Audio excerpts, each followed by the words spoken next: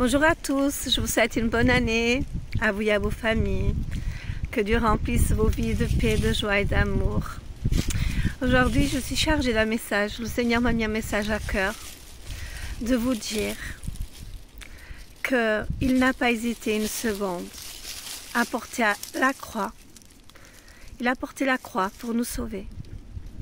Et nous, parfois, on oublie le grand prix qui a été payé pour nous, pour notre liberté. Et aujourd'hui, le Seigneur veut vous faire comprendre. Ne prenez pas à la légère ce sacrifice.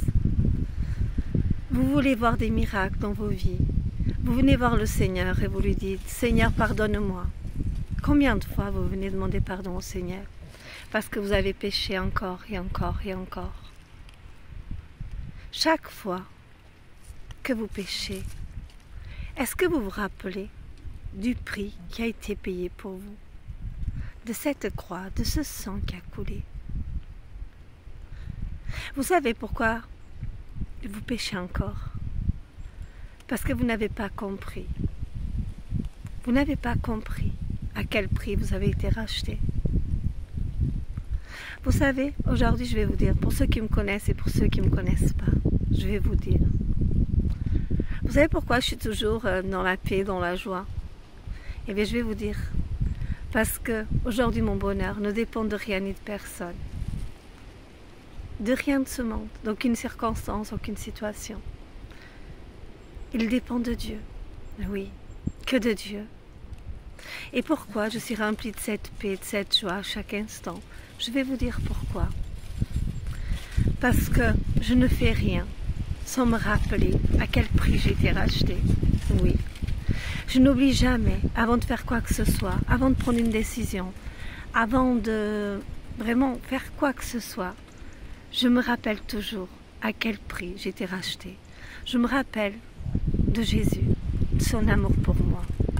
Et je me dis, je n'ai pas le droit de marcher n'importe comment, en sachant comment Jésus est venu pour me sauver.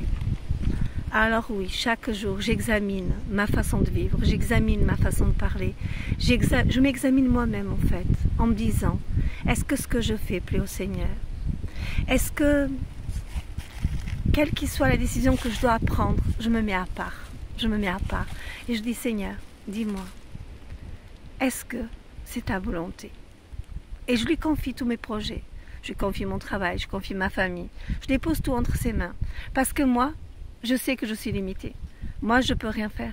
Je ne peux rien changer. Moi, je ne peux absolument rien faire sans Dieu. Parce que moi, je ne fais pas des miracles. Moi, je ne suis pas Dieu. Je ne serai jamais Dieu. Aucun de nous le sera. Alors, ne cherchons pas à nous appuyer sur nos propres forces, sur nos décisions humaines, mais sur lui, sur Dieu. Déposons-lui tout. Notre vie, nos familles, tout autour de nous. Donnons-lui tout, absolument tout.